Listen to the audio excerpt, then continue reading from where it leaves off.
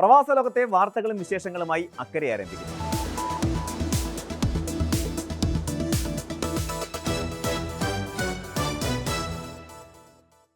പശ്ചിമേഷ്യ വീണ്ടും കടുത്ത ആശങ്കയുടെയും അസ്ഥിരതയുടെയും നിഴലിലാണ്. ഗൾഫ് മേഖലയിൽ യുണൈറ്റഡ് സ്റ്റേറ്റ്സിന്റെ സുപ്രധാന സൈനിക താവളങ്ങളെ ലക്ഷ്യമിട്ട് ഇറാൻ നടത്തിയ കനത്ത മിസൈൽ ഡ്രോൺ ആക്രമണങ്ങൾ ആഗോളതലത്തിൽ തന്നെ വലിയ നയതന്ത്ര സാമ്പത്തിക ചലനങ്ങൾക്ക് കാരണമായിരിക്കുകയാണ്. കുവൈറ്റ്, ബഹ്റൈൻ, ഖത്തർ, ജോർദാൻ എന്നീ രാജ്യങ്ങളിലെ അമേരിക്കൻ കേന്ദ്രങ്ങളെ ലക്ഷ്യമിട്ടായിരുന്നു ഈ വ്യോമാക്രമണം.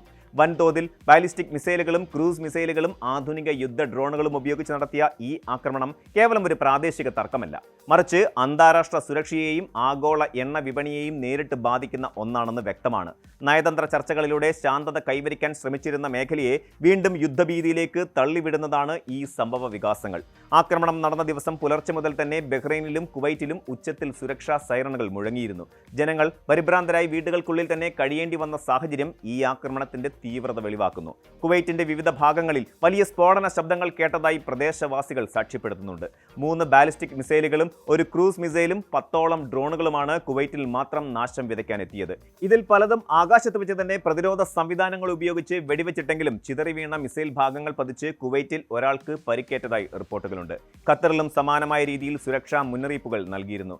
ജോർദാനിലെ US സൈനിക താവളം ലക്ഷ്യമിട്ടെത്തിയ 10 മിസൈലുകളിൽ 8 തകർക്കാൻ വ്യോമ പ്രതിരോധ സംവിധാനങ്ങൾക്ക് കഴിഞ്ഞു എന്നത് വലിയ നാശനഷ്ടങ്ങൾ ഒഴിവാക്കി. എങ്കിലും ഇത്തരം ആക്രമണങ്ങൾ പശ്ചിമേഷ്യയിലെ സമാധാനാന്തരീക്ഷത്തെ പൂർണ്ണമായി തകർക്കുന്നതാണ്. ഇറാൻ നടത്തിയ ഈ അപ്രതീക്ഷിത നീക്കം ഗൾഫ് സഹകരണ കൗൺസിൽ രാജ്യങ്ങളെ പരസ്പരം കൂടുതൽ അടുപ്പിക്കുന്നതിനാണ് വഴിവെച്ചിരിക്കുന്നത്. ആക്രമണത്തിന് തൊട്ടു പിന്നാലെ തന്നെ യുണൈറ്റഡ് അറബ് എമിറേറ്റ്സ് തങ്ങളുടെ ശക്തമായ നയതന്ത്ര നിലപാട് വ്യക്തമാക്കി രംഗത്ത് വന്നിരുന്നു. മേഖല നേരിടുന്ന സുരക്ഷാ ഭീഷണികളെയും വെല്ലുവിളികളെയും നേരിടാൻ ഗൾഫ് രാജ്യങ്ങളുടെ കൂട്ടായ്മ കൂടുതൽ ശക്തമാക്കണമെന്ന് UAE പ്രസിഡന്റിന്റെ നയതന്ത്ര ഉപദേഷ്ടാവ് ഡോക്ടർ അൻവർ ഗർഗാഷ് ഓർമ്മിപ്പിച്ചു. ഒന്നിച്ചു നിൽക്കുകയല്ലാതെ ഈ പ്രതിസന്ധി ഘട്ടത്തിൽ മറ്റു പോംവഴികളില്ലെന്നാണ് അദ്ദേഹം വ്യക്തമാക്കിയത്. ബഹ്റൈനും കുവൈറ്റിനും തങ്ങളുടെ സുരക്ഷയും സ്ഥിരതയും സംരക്ഷിക്കുന്നതിനായി സ്വീകരിക്കുന്ന എല്ലാ നടപടികൾക്കും UAEയുടെ പൂർണ്ണ പിന്തുണയുണ്ടാകുമെന്നും അദ്ദേഹം ആവർത്തിച്ചു. സമാനമായ രീതിയിൽ സൗദി അറേബ്യയും കുവൈറ്റും തമ്മിൽ അടിയന്തര നയതന്ത്ര ചർച്ചകൾ നടക്കുകയുണ്ടായി. സൗദി വിദേശകാര്യമന്ത്രി അമീർ ഫൈസൽ ബിൻ ഫർഹാനും കുവൈറ്റ് വിദേശകാര്യമന്ത്രി ഷെയ്ഖ് ജറാഹ് ജാബിർ അൽ അഹമ്മദ് അൽ സബാഹും തമ്മിൽ നടത്തിയ ടെലിഫോൺ സംഭാഷണത്തിൽ മേഖലയിലെ പുതിയ സംഭവ വികാസങ്ങളെയും അവയുടെ സുരക്ഷാ പ്രത്യാഘാതങ്ങളെയും കുറിച്ച് ഗൗരവമായി ചർച്ച ചെയ്തു. കുവൈറ്റിനും ബഹ്റിനുമെതിരെയുണ്ടായ ആക്രമണങ്ങളെ സൗദി അറേബ്യ ശക്തമായി അപലപിക്കുകയും സ്ഥിതിഗതികൾ കൂടുതൽ വഷളാകുന്നത് തടയാനുള്ള ശ്രമങ്ങൾ ഊർജിതമാക്കണമെന്ന് അഭിപ്രായപ്പെടുകയും ചെയ്തു. ഈ സൈനിക അസ്ഥിരതകൾക്കിടയിലും ആഗോള സാമ്പത്തിക രംഗത്തെ പിടിച്ചുലയ്ക്കുന്ന മറ്റൊരു സുപ്രധാന പ്രഖ്യാപനം അയൽരാജ്യമായ ഇറാഖിന്റെ ഭാഗത്തു നിന്നുണ്ടായി. പെട്രോളിയം ഉൽപ്പാദക രാജ്യങ്ങളുടെ കൂട്ടായ്മയായ ഒപെക്കിൽ നിന്ന് ഇറാഖ് പുറത്തുപോകില്ലെന്ന് ഇറാഖ് പ്രധാനമന്ത്രി അലി അൽ സെയ്ദി ഔദ്യോഗികമായി അറിയിച്ചു. എന്നാൽ നിലവിലെ സാഹചര്യത്തിൽ കൂടുതൽ അളവിൽ ഇന്ധനം ഉൽപ്പാദിപ്പിക്കുന്നതിന് ഇറാഖിന്റെ ഉൽപ്പാദന കോട്ട പുതുക്കി നിശ്ചയിക്കണമെന്ന് അദ്ദേഹം ശക്തമായി ആവശ്യപ്പെട്ടു. നിലവിൽ ഒപെക് അനുവദിച്ചിരിക്കുന്ന വിഹിതം രാജ്യത്തിന്റെ സാമ്പത്തിക ആവശ്യങ്ങൾക്ക് പര്യാപ്തമല്ലെന്നാണ് ഇറാഖിന്റെ വാദം. എണ്ണ ഉൽപ്പാദനത്തിന്റെ അളവിൽ സൗദി അറേബ്യ കഴിഞ്ഞാൽ ഒപെക്കിൽ 2ാം സ്ഥാനമുള്ള വലിയ രാജ്യമാണ് ഇറാഖ്. എങ്കിലും സൗദിയെ അപേക്ഷിച്ച് ഇറാഖ് പോലെയുള്ള രാജ്യങ്ങൾക്ക് അനുവദിച്ചിട്ടുള്ള ഉൽപ്പാദന പരിധി വളരെ കുറവാണ് എന്നത് ദീർഘകാലമായി അവർക്കിടയിലുള്ള തർക്ക വിഷയമാണ്. യുദ്ധസമാനമായ സാഹചര്യങ്ങൾ നിലനിൽക്കുന്ന ഗൾഫ് മേഖലയിൽ എണ്ണ വിപണിയിലെ ഇത്തരം സമ്മർദ്ദങ്ങൾ ഇന്ധന വില വർധനവിന് കാരണമായേക്കാം എന്ന ആശങ്ക സാമ്പത്തിക വിദഗ്ധർ പങ്കുവയ്ക്കുന്നുണ്ട്. ഇറാൻ നടത്തിയ ഈ മിസൈൽ ഡ്രോൺ ആക്രമണങ്ങൾ കേവലം ഒരു താൽക്കാലിക സൈനിക നീക്കമായി കാണാൻ കഴിയില്ല. ഇത് പശ്ചിമേഷ്യയിലെ ശക്തി സമവാക്യങ്ങളെ മാറ്റിമറിക്കാനും ആഗോളതലത്തിൽ പ്രതിരോധ തന്ത്രങ്ങൾ പുതുക്കിപ്പണിയാനുമുള്ള സാധ്യതകളിലേക്ക് വിരൽ ചൂണ്ടുകയാണ്. US താവളങ്ങളെ ലക്ഷ്യമിട്ടിട്ടുള്ള ഈ നീക്കം വൻ ശക്തികൾ തമ്മിലുള്ള നേരിട്ടുള്ള ഏറ്റുമുട്ടലിലേക്ക് വഴി മാറിയാൽ അതിന്റെ ഭവിഷ്യത്ത് അനുഭവിക്കേണ്ടി വരിക ലോകമെമ്പാടുമുള്ള സമ്പദ് വ്യവസ്ഥകളായിരിക്കും. ഇത്തരം പ്രതിസന്ധികളിൽ നിന്ന് കരകയറാൻ പ്രാദേശിക ഐക്യവും നയതന്ത്ര ചർച്ചകളും മാത്രമാണ് ഏകമാർഗം. UAEയും സൗദി അറേബ്യയും മുന്നോട്ട് വയ്ക്കുന്നത് പോലെ പരസ്പര സഹകരണത്തിലൂടെയും സമാധാനപരമായ ചർച്ചകളിലൂടെയും മാത്രമേ മേഖലയിൽ ദീർഘകാലാടിസ്ഥാനത്തിലുള്ള സ്ഥിരത ഉറപ്പാക്കാൻ സാധിക്കുകയുള്ളൂ. യുദ്ധക്കൊതി ഉപേക്ഷിച്ച് സമാധാനത്തിന്റെ പാതയിലേക്ക് എല്ലാ രാജ്യങ്ങളും മടങ്ങി വരുമെന്ന് നമുക്ക് പ്രത്യാശിക്കാം.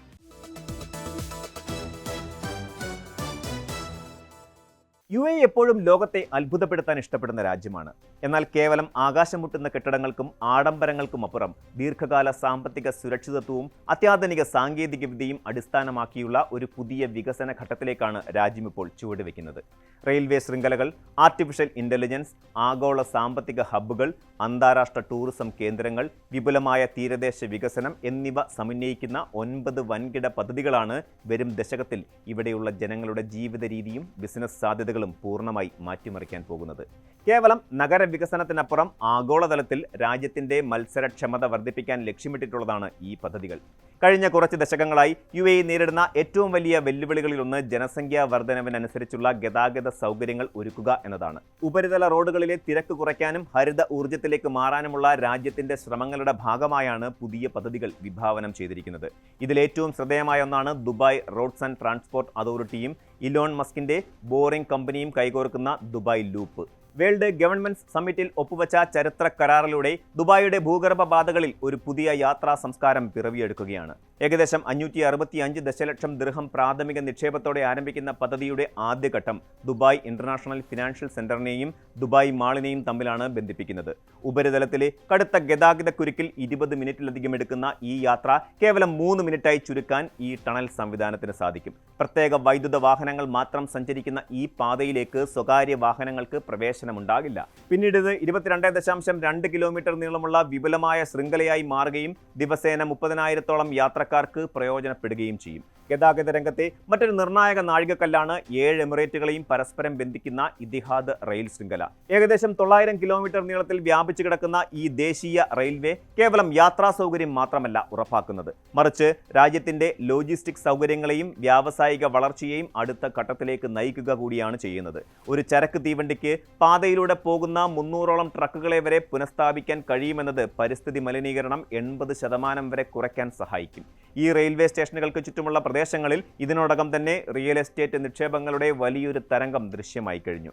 ഇതിനോട് ചേർത്ത് വായിക്കേണ്ടതാണ് ദുബായിയുടെ പുതിയ ഗോൾഡ് മെട്രോ ലൈൻ. നിലവിലുള്ള മെട്രോ ലൈനുകളെ ഇത്തിഹാദ് റെയിലുമായി ബന്ധിപ്പിക്കുന്ന ഈ $9.2 ബില്യൺ പദ്ധതി ദുബായിയെ ഒരു ആഗോള നഗരമെന്ന നിലയിൽ കൂടുതൽ ശക്തമാക്കും. 2032ഓടെ പൂർത്തിയാകാൻ ലക്ഷ്യമിടുന്ന ഈ പദ്ധതി നഗരത്തിലെ പ്രധാന ബിസിനസ് കേന്ദ്രങ്ങളിലേക്കുള്ള ജനങ്ങളുടെ യാത്രാ ദൈർഘ്യം ഗണ്യമായി കുറയ്ക്കും. ആഗോള ധനകാര്യ തലസ്ഥാനമെന്ന പദവി നിലനിർത്താൻ UAE അതിന്റെ സാമ്പത്തിക ഹബ്ബുകളെ വികസിപ്പിച്ചുകൊണ്ടിരിക്കുകയാണ്. രാജ്യാന്തര തലത്തിൽ വിദേശ നിക്ഷേപകരെ ആകർഷിക്കുന്നതിനായി നികുതി ഇളവുകളും സുതാര്യമായ നിയമ സംവിധാനങ്ങളുമാണ് ഈ കേന്ദ്രങ്ങൾ വാഗ്ദാനം ചെയ്യുന്നത്. ഇതിലേറ്റവും പ്രധാനപ്പെട്ട ഒന്നാണ് DIFC 2.0 എന്നറിയപ്പെടുന്ന DIFC സാബിൽ ഡിസ്ട്രിക്ട്.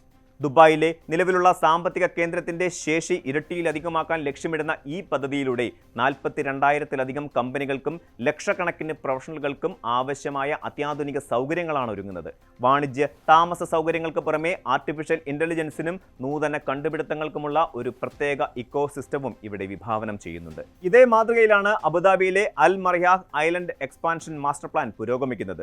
അബുദാബി ഗ്ലോബൽ മാർക്കറ്റിന്റെ വളർച്ചയുമായി നേരിട്ട് ബന്ധപ്പെട്ടിരിക്കുന്ന ഈ 60 ബില്യൺ ദിർഹത്തിലധികം വിലമതിക്കുന്ന പദ്ധതി 1.5 ദശലക്ഷം ചതുരശ്ര മീറ്റർ വിസ്തീർണത്തിലാണ് വികസിക്കുന്നത്.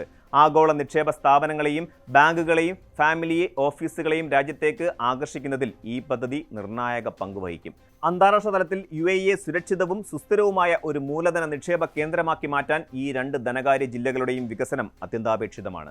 ആഗോളതലത്തിൽ ഡേറ്റ പരമാധികാരവും സുരക്ഷിതമായ കമ്പ്യൂട്ടിംഗ് ശേഷിയും നിർണായകമായി മാറുന്ന ഈ കാലഘട്ടത്തിൽ UAEയുടെ ഏറ്റവും വലിയ കാൽവയ്പാണ് ഗ്രൂപ്പ് 42ഉം ഓപ്പൺ AIയും ഉൾപ്പെടെയുള്ള ആഗോള ഭീമന്മാർ ചേർന്ന് വികസിപ്പിക്കുന്ന പ്രോജക്റ്റ് സ്റ്റാർഗേറ്റ് UAE. അബുദാബിയിൽ നിർമ്മിക്കുന്ന 5 ഗിഗാവാട്ടിന്റെ US-UAE AI ക്യാമ്പസിന്റെ ഭാഗമായി ഒരുങ്ങുന്ന ഈ പദ്ധതി ലോകത്തിലെ തന്നെ ഏറ്റവും വലിയ AI ഇൻഫ്രാസ്ട്രക്ചർ ക്ലസ്റ്ററുകളിൽ ഒന്നാണ്. ഏകദേശം $40 ബില്യൺ ബഡ്ജറ്റിൽ ഒരുങ്ങുന്ന ഈ 26 ചതുരശ്ര കിലോമീറ്റർ ക്യാമ്പസിന് മൈക്രോസോഫ്റ്റ്, ഒറാക്കിൾ, ഡിസ്കോ, എൻവിഡിയ തുടങ്ങിയ വൻകിട കമ്പനികളുടെ ശക്തമായ പിന്തുണയുണ്ട്. ഇതിന്റെ ആദ്യഘട്ടമായ 200 മെഗാവാട്ട് ശേഷിയുള്ള ക്ലസ്റ്റർ ഈ വർഷം തന്നെ പ്രവർത്തന സജ്ജമാക്കും. ആഗോള AI സമ്പദ് വ്യവസ്ഥയിൽ UAEയെ മുൻപന്തിയിൽ എത്തിക്കാനും ഉയർന്ന വൈദഗ്ധ്യമുള്ള ഡിജിറ്റൽ പ്രതിഭകളെ രാജ്യത്തേക്ക് ആകർഷിക്കാനും പ്രോജക്റ്റ് സ്റ്റാർഗേറ്റ് വഴി സാധിക്കും. ഇത് മേഖലയിലെ ശാസ്ത്രീയ ഗവേഷണങ്ങൾക്കും ആരോഗ്യ മേഖലയിലെ വിപ്ലവകരമായ കണ്ടുപിടുത്തങ്ങൾക്കും വലിയൊരു അടിത്തറയായി മാറുമെന്ന കാര്യത്തിൽ സംശയമില്ല. ലൈഫ് സ്റ്റൈൽ, വിനോദസഞ്ചാര മേഖലകളിൽ UAE നടത്തുന്ന വിപ്ലവം ലോകത്തെ വീണ്ടും അത്ഭുതപ്പെടുത്താൻ പോകുന്നതാണ്. അബുദാബിയിലെ യാസ് ഐലൻഡിൽ ഒരുങ്ങുന്ന ഡിസ്നി റിസോർട്ട് അബുദാബി ഇതിനകം തന്നെ അന്താരാഷ്ട്ര ശ്രദ്ധ നേടിക്കഴിഞ്ഞു. മിഡിൽ ഈസ്റ്റിലെ തന്നെ ആദ്യത്തെ ഡിസ്നി തീം പാർക്ക് റിസോർട്ടായ ഈ പദ്ധതി ഏകദേശം $7 ബില്യൺ നിക്ഷേപത്തിലാണ് മിറാൽ ഗ്രൂപ്പുമായി സഹകരിച്ച് വികസിപ്പിക്കുന്നത്. അബുദാബിയുടെ തനത് സംസ്കാരവും ഡിസ്നിയുടെ പരമ്പരാഗത മാന്ത്രികതയും ഒത്തുചേരുന്ന ഈ കേന്ദ്രം കുടുംബസമേതമുള്ള വിനോദസഞ്ചാരത്തിന് പുതിയൊരു മുഖം നൽകും. മറ്റൊരു പ്രധാന വിനോദ കേന്ദ്രമാണ് റാസൽ ഖൈമയിൽ ഉടൻ തന്നെ തുറക്കാനിരിക്കുന്ന വിൻ അൽ മർജാൻ ഐലൻഡ്. ഏകദേശം $5.8 ബില്യൺ വിലമതിക്കുന്ന ഈ ഇൻ്റഗ്രേറ്റഡ് റിസോർട്ട് UAE-യിലെ തന്നെ ആദ്യത്തെ വൻകിട ഗെയിമിംഗ് അധിഷ്ഠിത വിനോദസഞ്ചാര കേന്ദ്രമായിരിക്കും. ഇത് വടക്കൻ എമിറേറ്റുകളിലേക്കുള്ള അന്താരാഷ്ട്ര വിനോദസഞ്ചാരികളുടെ ഒഴുക്ക് വർദ്ധിപ്പിക്കുകയും റീറ്റെയിൽ, ഹോസ്പിറ്റാലിറ്റി മേഖലകളിൽ വൻ തൊഴിലവസരങ്ങൾ സൃഷ്ടിക്കുകയും ചെയ്യും. പാം ജുമൈറയുടെ വൻ വിജയത്തിന് ശേഷം ദുബായിയുടെ പ്രകൃതിദത്തമായ അതിരുകളെ പുനർനിർമ്മിക്കുന്ന പദ്ധതിയാണ് നഖീൽ വികസിപ്പിക്കുന്ന പാം ജബൽ അലി മാസ്റ്റർ പ്ലാൻ. ദുബായിയുടെ തീരപ്രദേശം 110 കിലോമീറ്ററോളം വർദ്ധിപ്പിക്കുന്ന ഈ വമ്പൻ പ്രോജക്റ്റിൽ 80-ലധികം ആഡംബര ഹോട്ടലുകളും റിസോർട്ടുകളുമാണ് വരുന്നത്. 35,000-ലധികം കുടുംബങ്ങൾക്ക് താമസിക്കാനുള്ള ലോകോത്തര ലൈഫ് സ്റ്റൈൽ സൗകര്യങ്ങൾ ഒരുക്കുന്നതിലൂടെ ജബൽ അലി മേഖലയിലെ ഭൂമിയുടെ മൂല്യം കുതിച്ചുയരുമെന്നാണ് വിലയിരുത്തപ്പെടുന്നത്. ഈ വൻകിട പദ്ധതികളുടെ ആകത്തുക പരിശോധിച്ചാൽ UAE കേവലം താൽക്കാലികമായ ഉപഭോഗ സംസ്കാരത്തിലല്ല, മറിച്ച് ദീർഘവീക്ഷണമുള്ള ഉൽപ്പാദനക്ഷമതയിലും ശാശ്വതമായ വികസനത്തിലുമാണ് ശ്രദ്ധ കേന്ദ്രീകരിക്കുന്നതെന്ന് വ്യക്തമാകും. വിപണിയിലെ ആവശ്യാനുസരണം വിതരണം ക്രമീകരിക്കാനും വികസന വേഗത നിയന്ത്രിക്കാനും UAE ഭരണകൂടം കാണിക്കുന്ന ജാഗ്രത ഈ നിക്ഷേപങ്ങളുടെ മൂല്യം വരും തലമുറകൾക്കും ലഭ്യമാകുമെന്ന് ഉറപ്പു നൽകുന്നു. വരും ദശകത്തിൽ ലോകത്തിന്റെ ബിസിനസ്, സാങ്കേതിക, വിനോദ ഭൂപടത്തിൽ UAE-യുടെ സ്ഥാനം കൂടുതൽ സുരക്ഷിതമാക്കാൻ ഈ 9 വമ്പൻ പദ്ധതികൾക്ക് സാധിക്കുമെന്നതിൽ തർക്കമില്ല.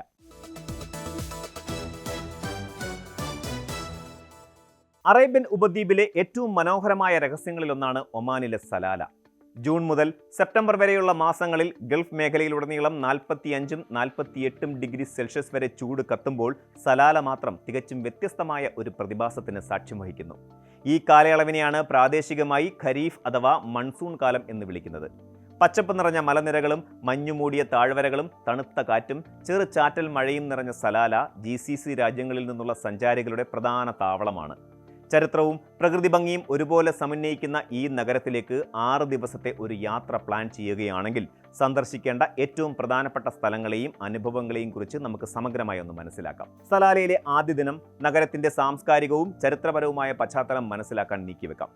അതിമനോഹരമായ വാസ്തുവിദ്യയാൽ അനുഗ്രഹീതമായ സുൽത്താൻ ഖാബൂസ് മസ്ജിദ് സന്ദർശിച്ചുകൊണ്ട് യാത്ര ആരംഭിക്കാം.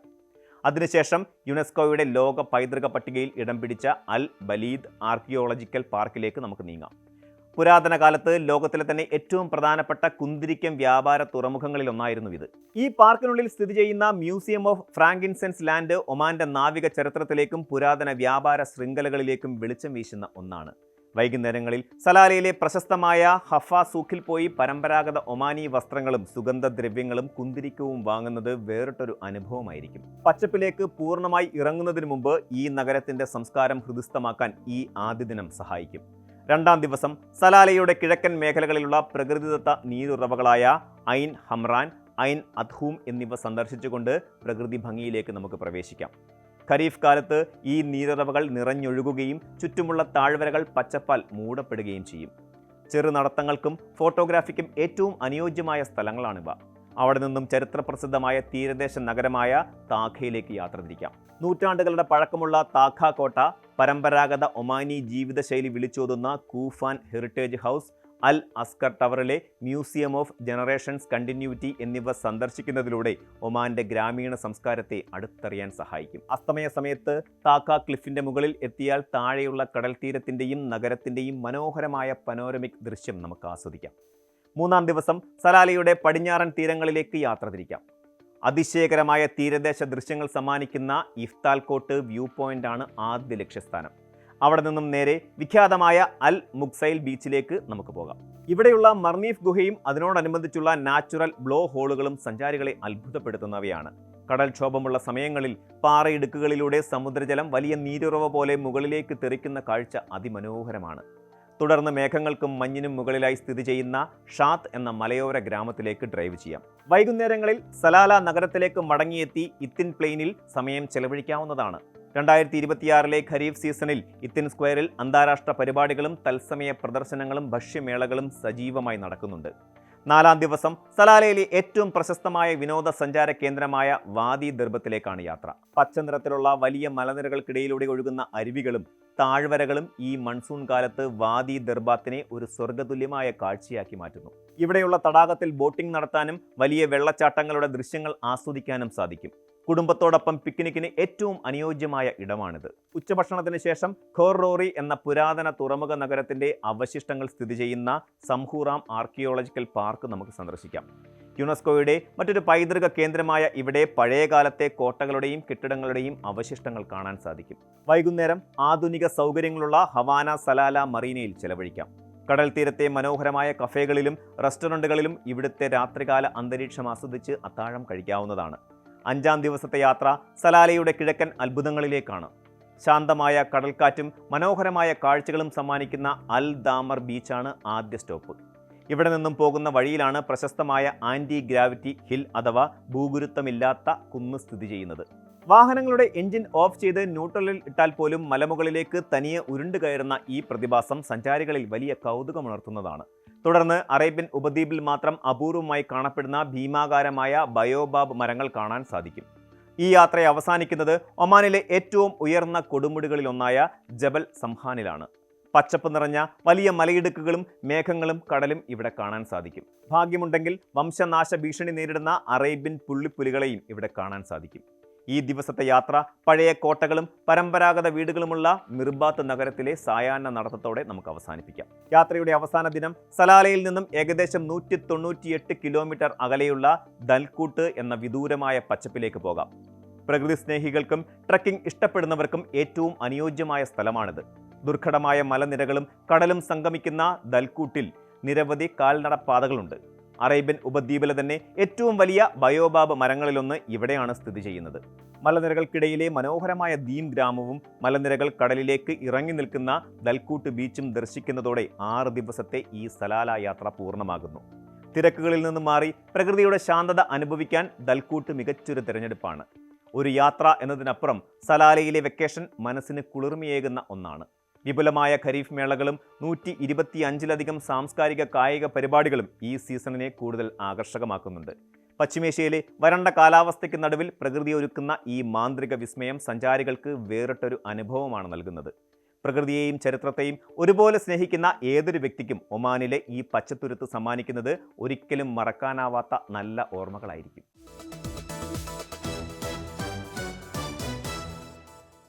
ഗൾഫ് മലയാളി സമൂഹത്തെയും UAE-യിലെ അന്താരാഷ്ട്ര സന്ദർശകരെയും ഒരേപോലെ ബാധിക്കുന്ന നിർണായകമായ ഒരു പ്രഖ്യാപനത്തിന്റെ സമയപരിധി ഇപ്പോൾ അവസാനിച്ചിരിക്കുകയാണ്.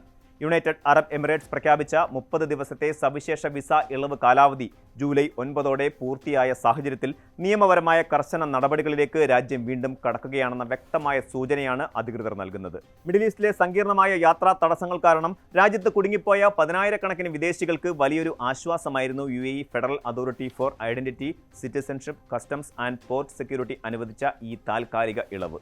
എന്നാൽ ഇനി മുതൽ വിസ കാലാവധി കഴിഞ്ഞിട്ടും രാജ്യത്ത് തുടരുന്നവർ കനത്ത പിഴയും കടുത്ത നിയമ നടപടികളും നേരിടേണ്ടി വരുമെന്ന മുന്നറിയിപ്പാണ് അതോറിറ്റി നൽകുന്നത്. നിശ്ചിത സമയത്തിനുള്ളിൽ തങ്ങളുടെ വിസ പദവി നിയമവിധേയമാക്കാത്തവർക്ക് ഇനി മുതൽ സാധാരണ എമിഗ്രേഷൻ നിയമങ്ങളുടെ അടിസ്ഥാനത്തിലുള്ള ശിക്ഷാ നടപടികൾ നേരിടേണ്ടി വരും. ഈ വർഷത്തിന്റെ ആദ്യ പകുതിയിൽ മിഡിൽ ഈസ്റ്റിൽ ഉടലെടുത്ത അപ്രതീക്ഷിതമായ പ്രാദേശിക സംഘർഷങ്ങളും അതിനെ തുടർന്ന് പല രാജ്യങ്ങളും വ്യോമാതിർത്തികൾ അടച്ചിടേണ്ടി വന്നതുമാണ് ഇത്തരമൊരു സവിശേഷ സാഹചര്യത്തിന് വഴിതെളിച്ചത്. ആഗോളതലത്തിൽ തന്നെ വ്യോമഗതാഗതം തകിടം മറിയുകയും പ്രമുഖ വിമാന സർവീസുകൾ വ്യാപകമായി റദ്ദാക്കപ്പെടുകയും ചെയ്തതോടെ സന്ദർശക വിസയിലും ടൂറിസ്റ്റ് വിസയിലും UAE-യിലെത്തിയ നിരവധി യാത്രികർക്ക് തങ്ങളുടെ ജന്മനാടുകളിലേക്ക് നിശ്ചിത സമയത്ത് മടങ്ങാൻ സാധിക്കാതെ വന്നു. സ്വന്തം തെറ്റുകൊണ്ടല്ലാതെ വിമാന സർവീസുകൾ ഇല്ലാത്തതിന്റെ പേരിൽ മാത്രം വിസ കാലാവധി തീർന്ന് രാജ്യത്ത് തുടരേണ്ടി വന്ന സാധാരണക്കാരായ പ്രവാസികളും സന്ദർശകരും വലിയൊരു പ്രതിസന്ധിയിലാണ് അന്ന് ചെന്നുപെട്ടത്. ഈ ഘട്ടത്തിലാണ് സഹിഷ്ണുതയുടെയും കാരുണ്യത്തിന്റെയും ലോകം മാതൃകയായി UAE ഭരണകൂടം രംഗത്ത് വന്നത്. അപ്രതീക്ഷിതമായി പ്രതിസന്ധിയിലായ ജനങ്ങൾക്ക് മാനുഷിക പരിഗണന നൽകിക്കൊണ്ട് ഓവർസ്റ്റേ ചെയ്യുന്നവർക്കുള്ള ഭാരിച്ച പിഴകൾ താൽക്കാലികമായി ഒഴിവാക്കി കൊടുക്കാൻ അധികൃതർ ഉത്തരവിടുകയായിരുന്നു. മേഖലയിലെ യാത്രാ സാഹചര്യങ്ങൾ സാധാരണ നിലയിലാവുകയും വിമാന സർവീസുകൾ പൂർണ്ണതോതിൽ പുനരാരംഭിക്കുകയും ചെയ്ത ശേഷമാണ് വിസ ക്രമീകരിക്കുന്നതിനായുള്ള കൃത്യമായ ഗ്രേസ് പീരീഡ് പ്രഖ്യാപിക്കപ്പെട്ടത്. ജൂൺ 10 മുതൽ ജൂലൈ 9 വരെയുള്ള 30 ദിവസത്തെ സമയമാണ് വിദേശികൾക്ക് തങ്ങളുടെ ഇമിഗ്രേഷൻ പദവി കൃത്യമാക്കാൻ അതോറിറ്റി അനുവദിച്ചിരുന്നത്. ഈ കാലയളവിൽ UAE-യിൽ കുടുങ്ങിക്കിടന്ന യാത്രക്കാർക്ക് മുന്നിൽ പ്രധാനമായും 2 നിയമപരമായ പോംവഴികളാണ് തുറന്നു കിടന്നിരുന്നത്. UAE-യിൽ തന്നെ പുതിയ തൊഴിൽ കണ്ടെത്താനോ താമസം തുടരാനോ ആഗ്രഹിക്കുന്ന വ്യക്തികൾക്ക് പുതിയ തൊഴിൽ വിസ സ്പോൺസർഷിപ്പിലേക്കോ അല്ലെങ്കിൽ മറ്റ് നിയമപരമായ താമസ വിസകളിലേക്കോ തങ്ങളുടെ പദവി മാറ്റാൻ അപേക്ഷിക്കാമായിരുന്നു. ഇതിനെ ഇമിഗ്രേഷൻ ഭാഷയിൽ സ്റ്റാറ്റസ് ചേഞ്ച് എന്ന് വിളിക്കുന്നു. അതല്ലെങ്കിൽ സ്വന്തം നാട്ടിലേക്ക് മടങ്ങാൻ ആഗ്രഹിക്കുന്നവർക്ക് മുൻകാല ഓവർസ്റ്റേ പിഴകളൊന്നും കൂടാതെ തന്നെ സാധാരണ എക്സിറ്റ് നടപടിക്രമങ്ങളിലൂടെ സമാധാനപരമായി വിമാനത്താവളങ്ങൾ വഴി സ്വന്തം രാജ്യങ്ങളിലേക്ക് യാത്ര തിരിക്കാമായിരുന്നു. നിരവധി ആളുകൾ ഈ സുവർണാവസരം പ്രയോജനപ്പെടുത്തി സുരക്ഷിതമായി നാട്ടിലേക്ക് മടങ്ങുകയോ പുതിയ വിസകളിലേക്ക് മാറുകയോ ചെയ്തിട്ടുണ്ട്. അനുവദിക്കപ്പെട്ട 30 ദിവസത്തെ പ്രത്യേക ഇളവ് കാലാവധി അവസാനിച്ചതോടെ ഇനിയും വിസ നിയമവിധേയമാക്കുകയോ രാജ്യം വിടുകയോ ചെയ്യാത്തവർക്ക് മുന്നിൽ കടുത്ത വെല്ലുവിളികളാണ് ഉയരുന്നത്. UAEയുടെ കർശനമായ സാധാരണ ഇമിഗ്രേഷൻ ഓവർസ്റ്റേ നിയമങ്ങൾ വീണ്ടും പൂർണ്ണതോതിൽ പ്രാബല്യത്തിൽ വരികയാണ്. ഇതോടെ വിസ കാലാവധി കഴിഞ്ഞ ഓരോ ദിവസത്തിനും നിശ്ചിത തുക വീതം ഭാരിച്ച ഓവർസ്റ്റേ പിഴയായി അക്കൗണ്ടിൽ രേഖപ്പെടുത്തി തുടങ്ങും. കേവലം സാമ്പത്തിക നഷ്ടത്തിൽ മാത്രം ഒതുങ്ങുന്നതല്ല ഈ നിയമ നടപടികൾ എന്നത് പ്രവാസികൾ ഗൗരവത്തോടെ കാണേണ്ടതുണ്ട്. പിഴ അടയ്ക്കാതെ രാജ്യത്ത് തുടരുന്നത് നിയമപാലകരുടെ പിടിയിലാകാൻ കാരണമായേക്കാം. കൂടാതെ ഭാവിയിൽ UAE ഉൾപ്പെടെയുള്ള GCC രാജ്യങ്ങളിലേക്ക് പ്രവേശിക്കുന്നതിന് സ്ഥിരമായ തടസ്സങ്ങൾ സൃഷ്ടിക്കുന്ന യാത്രാ വിലക്കുകളിലേക്കും ബ്ലാക്ക് ലിസ്റ്റിംഗിലേക്കും ഇത് നയിച്ചേക്കാം.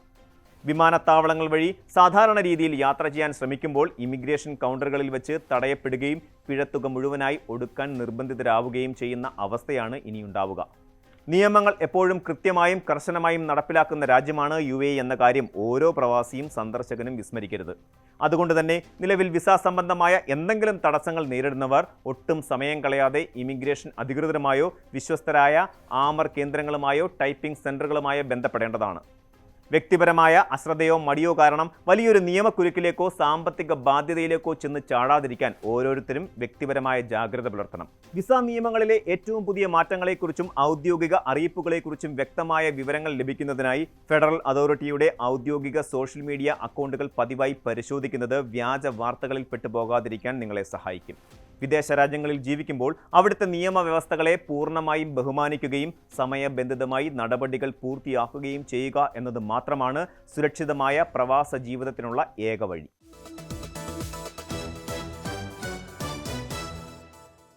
സാങ്കേതികവിദ്യയുടെ അതിവേഗത്തിലുള്ള വളർച്ച നമ്മുടെ നിത്യജീവിതം എളുപ്പമാക്കുമ്പോഴും മറുവശത്ത് അത് സൈബർ കുറ്റവാളികൾക്ക് പുതിയ തട്ടിപ്പ് വഴികൾ തുറന്നു നൽകുകയാണ് ചെയ്യുന്നത്. പ്രവാസികളുടെയും സ്വദേശികളുടെയും പ്രധാന സാമ്പത്തിക ഹബ്ബായ ബഹ്റൈനിൽ സമീപകാലത്തായി ഓൺലൈൻ സാമ്പത്തിക തട്ടിപ്പുകൾ ഭയപ്പെടുത്തുന്ന രീതിയിൽ വർദ്ധിച്ചു വരുന്നതായാണ് സുരക്ഷാ ഏജൻസികളുടെ റിപ്പോർട്ടുകൾ വ്യക്തമാക്കുന്നത്. സാമൂഹിക മാധ്യമങ്ങളും പുതിയ ഡിജിറ്റൽ സംവിധാനങ്ങളും ദുരുപയോഗം ചെയ്ത് ജനങ്ങളുടെ അധ്വാന പണം കവർന്നെടുക്കുന്ന പുതിയ തന്ത്രങ്ങളുമായി തട്ടിപ്പുകാർ രംഗത്തിറങ്ങിയിട്ടുണ്ട്. ഈ പശ്ചാത്തലത്തിലാണ് പൊതുജനങ്ങൾക്ക് ശക്തമായ മുന്നറിയിപ്പും ജാഗ്രതാ നിർദ്ദേശങ്ങളുമായി ഇന്റീരിയർ മന്ത്രാലയവും പോലീസ് ഉദ്യോഗസ്ഥരും രംഗത്തെത്തിയിരിക്കുന്നത്. വെറുമൊരു സാമ്പത്തിക നഷ്ടം എന്നതിനപ്പുറം ഒരു കുടുംബത്തിന്റെ സമ്പാദ്യത്തെയും സമാധാനത്തെയും തകർക്കുന്ന ഈ കെണികളെക്കുറിച്ച് കൃത്യമായ അവബോധം പുലർത്തേണ്ടത് അത്യന്താപേക്ഷിതമായി മാറിയിരിക്കുന്നു. ഇന്നത്തെ കാലത്ത് ഭൂരിഭാഗം ആളുകളും വൈവിധ്യമാർന്ന ഉൽപ്പന്നങ്ങൾ കാണുന്നതിനും സേവനങ്ങൾ വാങ്ങുന്നതിനുമായി ഇൻസ്റ്റാഗ്രാം, ടിക്ടോക്ക് തുടങ്ങിയ ജനപ്രിയ സോഷ്യൽ മീഡിയ പ്ലാറ്റ്ഫോമുകളെയാണ് വലിയ തോതിൽ ആശ്രയിക്കുന്നത്. ഈ പ്രവണതയെയാണ് തട്ടിപ്പുകാർ തങ്ങളുടെ പ്രധാന ആയുധമാക്കുന്നത്. ആകർഷകമായ ഫോട്ടോകളും വീഡിയോകളും മോഷ്ടിച്ച് വ്യാജ അക്കൗണ്ടുകൾ നിർമ്മിച്ചാണ് ഇവർ ഇരകളെ കെണിയിലാക്കുന്നത്. വൻ ഡിമാൻഡുള്ള സംഗീത പരിപാടികളുടെ ടിക്കറ്റുകൾ, ട്രെൻഡിംഗ് ഡിസൈനിലുള്ള അബായകൾ, വില കൂടിയ ഫർണിച്ചറുകൾ, അവധിക്കാലം ആഘോഷിക്കാനുള്ള സ്വിമ്മിംഗ് പൂളുകൾ, ക്യാമ്പിംഗ് ടെന്റുകൾ, കാർ ബുക്കിംഗ് എന്നിവയുടെ പേരിൽ മുൻകൂറായി പണം വാങ്ങുന്ന രീതി വ്യാപകമാണ്. ഇന്റീരിയർ മന്ത്രാലയത്തിന്റെ അൽ അമൻ എന്ന സാമൂഹിക മാധ്യമ പരിപാടിയിലൂടെ ഫിദ് പോലീസ് സ്റ്റേഷൻ മേധാവി കേണൽ ഡോക്ടർ ഒസാമ ബഹാർ ഈ പ്രതിഭാസത്തെക്കുറിച്ച് വ്യക്തമായി മുന്നറിയിപ്പ് നൽകുന്നുണ്ട്. കേവലം ഡിജിറ്റൽ സ്ക്രീനിൽ കാണുന്ന ദൃശ്യങ്ങളെ മാത്രം വിശ്വസിച്ച് അപരിചിതരായ അക്കൗണ്ടുകളിലേക്ക് പണം അയക്കരുതെന്നാണ് അദ്ദേഹം ഓർമ്മിപ്പിക്കുന്നത്. ഉൽപ്പന്നങ്ങളുടെയോ സേവനങ്ങളുടെയോ വിശ്വാസ്യത നേരിട്ട് ബോധ്യപ്പെടാതെ നൽകുന്ന അഡ്വാൻസ് തുകയുമായി തട്ടിപ്പുകാർ പിന്നീട് അപ്രത്യക്ഷമാവുകയാണ് പതിവ്. സാധാരണക്കാരായ ജനങ്ങളിൽ ഭയവും പരിഭ്രാന്തിയും ജനിപ്പിച്ച് പണം തട്ടുന്ന മറ്റൊരു അപകടകരമായ രീതിയും ബഹ്റൈനിൽ വർദ്ധിച്ചു വരുന്നുണ്ട്. പോലീസ് ഉദ്യോഗസ്ഥരെന്ന വ്യാജേന വാട്സാപ്പ് വഴിയോ മറ്റ് കോളുകൾ വഴിയോ ബന്ധപ്പെട്ട് വ്യക്തി വിവരങ്ങളും ബാങ്ക് അക്കൗണ്ട് വിവരങ്ങളും ചോർത്തുന്ന തന്ത്രമാണിത്. ചില സന്ദർഭങ്ങളിൽ വീഡിയോ കോളിൽ വന്ന് വ്യാജ പശ്ചാത്തലങ്ങളും തുന്നിച്ചേർത്ത വസ്ത്രങ്ങളും ഉപയോഗിച്ച് വിശ്വസിപ്പിച്ചാണ് ഇവർ OTP നമ്പറുകൾ വരെ കൈക്കലാക്കുന്നത്. രാജ്യത്തെ പ്രധാന ഡിജിറ്റൽ ഇടപാട് സംവിധാനമായ ബെനിഫിറ്റ് പേയിൽ നിന്നാണെന്ന രീതിയിലോ വൈദ്യുതി ജല അതോറിറ്റിയുടെ പേരിലോ വ്യാജ സന്ദേശങ്ങൾ അയക്കുന്ന രീതിയും കുറവല്ല. ട്രാഫിക് നിയമലംഘനത്തിന് പിഴ അടയ്ക്കണമെന്നോ കൊറിയർ ചാർജ് കുടിശ്ശികയുണ്ടെന്നോ കാണിച്ചുള്ള വ്യാജ ലിങ്കുകൾ മൊബൈലുകളിലേക്ക് വരുന്നു. ഇത്തരം അനാവശ്യ ലിങ്കുകളിൽ ക്ലിക്ക് ചെയ്യുന്നതോടെ സ്മാർട്ട് ഫോണുകളിലെ ബ്രൗസറുകൾ ലോക്ക് ആവുകയും പിന്നീട് വലിയൊരു തുക പിഴയായി നൽകിയാൽ മാത്രമേ ഇത് അൺലോക്ക് ചെയ്യാനാകൂ എന്ന് ഭീഷണിപ്പെടുത്തുകയും ചെയ്യുന്നു. ഔദ്യോഗിക ചാനലുകളിലൂടെയല്ലാതെ ഇത്തരം ആവശ്യങ്ങൾക്കായി ഒരു സർക്കാർ സ്ഥാപനവും വ്യക്തിവിവരങ്ങൾ ആവശ്യപ്പെടുന്നില്ലെന്ന യാഥാർത്ഥ്യം ജനങ്ങൾ തിരിച്ചറിയണം. സൈബർ സുരക്ഷാ രംഗം നേരിടുന്ന ഏറ്റവും വലിയ വെല്ലുവിളി കൃത്രിമ ബുദ്ധി അഥവാ ആർട്ടിഫിഷ്യൽ ഇന്റലിജൻസ് ഉപയോഗിച്ചുള്ള തട്ടിപ്പുകളാണ്. പ്രമുഖ വ്യക്തികളുടെയും ഉയർന്ന സർക്കാർ ഉദ്യോഗസ്ഥരുടെയും രൂപവും ശബ്ദവും അങ്ങേയറ്റം കൃത്യതയോടെ അനുകരിക്കുന്ന ഡീപ് ഫേക്ക് സാങ്കേതിക വിദ്യയാണ് തട്ടിപ്പുകാർ ഇതിനായി ഉപയോഗിക്കുന്നത്. ഇവരുടേതെന്ന രീതിയിൽ വ്യാജ വാർത്താ ക്ലിപ്പുകൾ നിർമ്മിച്ച് വലിയ ലാഭം വാഗ്ദാനം ചെയ്യുന്ന നിക്ഷേപ പദ്ധതികളെക്കുറിച്ച് സംസാരിക്കുകയാണ് ഇവർ ചെയ്യുന്നത്. സാധാരണക്കാർ ഈ മുഖങ്ങളെയും ശബ്ദങ്ങളെയും വിശ്വസിച്ച് വൻ തുകകൾ ഇത്തരം വ്യാജ പദ്ധതികളിൽ നിക്ഷേപിക്കുന്നു. എന്നാൽ ഇത്തരം നിക്ഷേപ അവസരങ്ങൾ ഒന്നും തന്നെ നിലവിലില്ലെന്നും ഇത് സമ്പൂർണ്ണമായ തട്ടിപ്പാണെന്നും അധികൃതർ ആവർത്തിച്ച് വ്യക്തമാക്കുന്നുണ്ട്. ആഗോളതലത്തിൽ തന്നെ സോഷ്യൽ എഞ്ചിനീയറിംഗ് തട്ടിപ്പുകൾ വലിയൊരു ഭീഷണിയായി മാറിയിരിക്കുകയാണ്. ഇന്റർപോളിന്റെ നേതൃത്വത്തിൽ അന്താരാഷ്ട്ര തലത്തിൽ നടന്ന ഓപ്പറേഷൻ ഫസ്റ്റ് ലൈറ്റ് പോലെയുള്ള ആഗോള റെയ്ഡുകളിൽ ഒട്ടനവധി സൈബർ കുറ്റവാളികൾ അറസ്റ്റിലായതും ദശലക്ഷക്കണക്കിന് ഡോളർ പിടിച്ചെടുത്തതും ഇത്തരം ഓൺലൈൻ മാഫിയകളുടെ വ്യാപ്തി വ്യക്തമാക്കുന്നു. ഓൺലൈൻ ഇടപാടുകൾ നടത്തുമ്പോൾ അമിതമായ ആവേശവും അശ്രദ്ധയും ഒഴിവാക്കുക എന്നത് മാത്രമാണ് ഇതിനായുള്ള പോംവഴി. അപരിചിതമായ സന്ദേശങ്ങളോടോ ആനുകൂല്യങ്ങളോടോ പ്രതികരിക്കുന്നതിന് മുൻപ് നേരിട്ടോ ഔദ്യോഗിക ഫോൺ നമ്പറുകൾ വഴിയോ അവ ഉറപ്പുവരുത്തണം. കേണൽ ഡോക്ടർ ഒസാമ ബഹാറിന്റെ വാക്കുകൾ കടമെടുത്താൽ ആവർത്തിച്ചുള്ള മുന്നറിയിപ്പുകൾ നൽകിയിട്ടും പലരും കെണിയിൽ വീഴുന്നത് നിർഭാഗ്യകരമാണ്. സ്വന്തം കുടുംബത്തിനും കുട്ടികൾക്കും വേണ്ടി ഉപയോഗിക്കേണ്ട കഷ്ടപ്പാടിന്റെ പണമാണ് തട്ടിപ്പുകാരുടെ കൈകളിലേക്ക് എത്തുന്നതെന്ന് ഓരോരുത്തരും ഓർക്കണം. ബാങ്കുകളോ ധനകാര്യ സ്ഥാപനങ്ങളോ ഒരിക്കലും നിങ്ങളുടെ രഹസ്യ കോഡുകളോ പാസ്വേഡുകളോ OTPകളോ ഫോണിലൂടെയോ സന്ദേശങ്ങളിലൂടെയോ ആവശ്യപ്പെടില്ല. ബഹ്റൈനിൽ ഏതെങ്കിലും തരത്തിലുള്ള ഓൺലൈൻ തട്ടിപ്പുകൾ ശ്രദ്ധയിൽപ്പെടുകയോ ഇരയാവുകയോ ചെയ്താൽ general directorate of anti corruption and economics and electronic സെക്യൂരിറ്റിയുമായി അടിയന്തരമായി ബന്ധപ്പെടണം. ഇതിനായി 992 എന്ന ടോൾ ഫ്രീ ഹോട്ട്ലൈൻ നമ്പറിലോ 17108108 എന്ന ഔദ്യോഗിക വാട്സാപ്പ് നമ്പരോ ഉപയോഗിക്കാവുന്നതാണ്. അതോടൊപ്പം അവരുടെ ഔദ്യോഗിക വെബ്സൈറ്റായ ACEES.gov.bh എന്ന പോർട്ടലിലുള്ള നിശ്ചിത ഫോം വഴിയും വേഗത്തിൽ പരാതികൾ സമർപ്പിക്കാൻ സാധിക്കും. സുരക്ഷിതമായ ഒരു ഡിജിറ്റൽ സമൂഹം കെട്ടിപ്പടുക്കാൻ വ്യക്തിപരമായ ജാഗ്രത തന്നെയാണ് ഏറ്റവും ശക്തമായ പ്രതിരോധം. പ്രവാസ ലോകത്തെ വാർത്തകൾ അവസാനിക്കുന്നില്ല. കൂടുതൽ മികച്ച കാഴ്ചകളും വിശേഷങ്ങളുമായി അക്കരയിലൂടെ നമുക്ക് വീണ്ടും കാണാം. അതുവരെ thank you and good night.